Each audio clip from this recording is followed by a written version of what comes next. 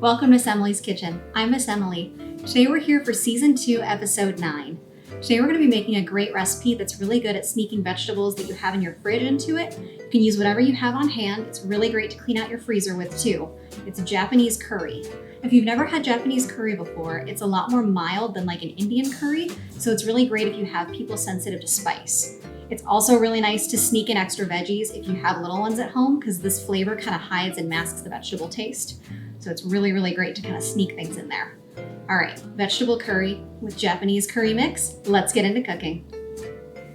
Okay, to start making our curry, we're gonna need a medium-sized saucepan over about a medium heat. And you're gonna wanna have your vegetables off to the side.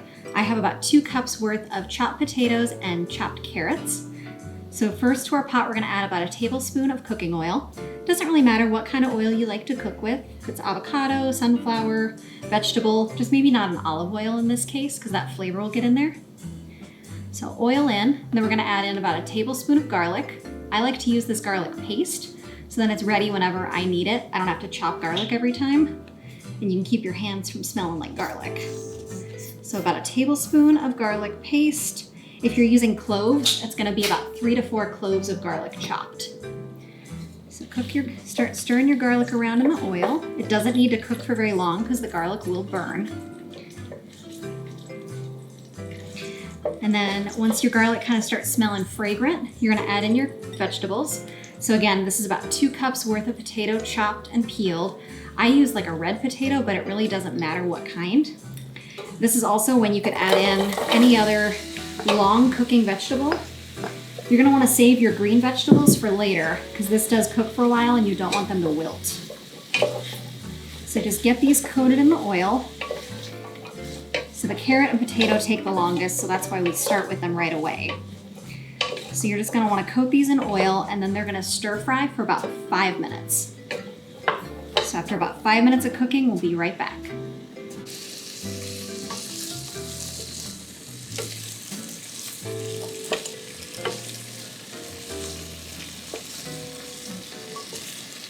So now that our carrots and potatoes have been stir frying for about 5 minutes, we're ready to add in about 2 cups worth of chicken broth. You can use water in this situation, but I like the chicken broth for a little extra flavor.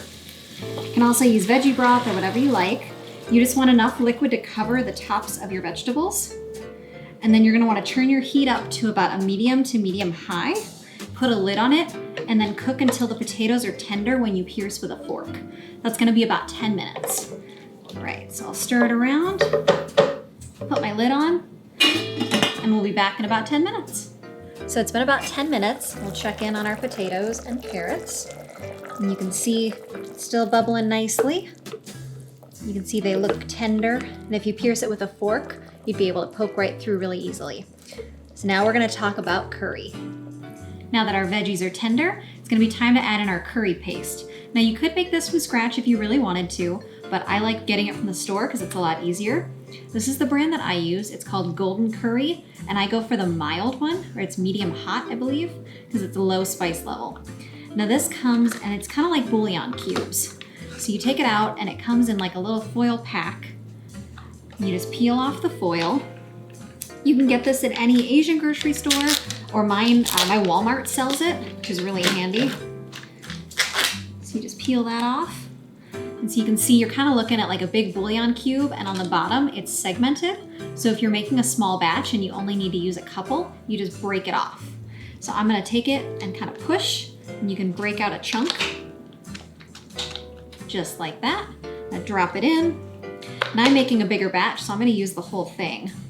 I just like to break it into pieces before I put it in because it's easier to stir. But it's nice because if you use the package, you can bend and it'll snap. And these are just like a bouillon block, except it's curry paste. All right, so now those are in the pot. You're just gonna wanna stir this and break it up, kind of like you would with a bouillon cube. Just break it up and let it thicken. So we're gonna give this about another 5 to 10 minutes for the curry paste to get in there and thicken. We'll be back. So you can see the bits of the paste are in here and they're pretty thick. So you're just gonna wanna mix it and stir it together. This is on about a medium heat, and the more you stir, the thicker this mixture gets.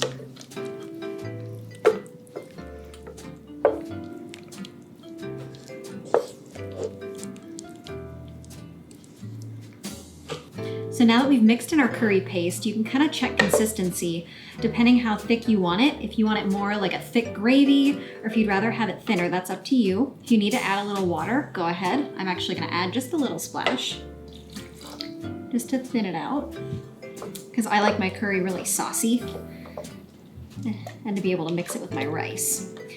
So now is gonna be the time to add any fresh vegetables that you have on hand. So if it's some broccoli, zucchini goes really well in here.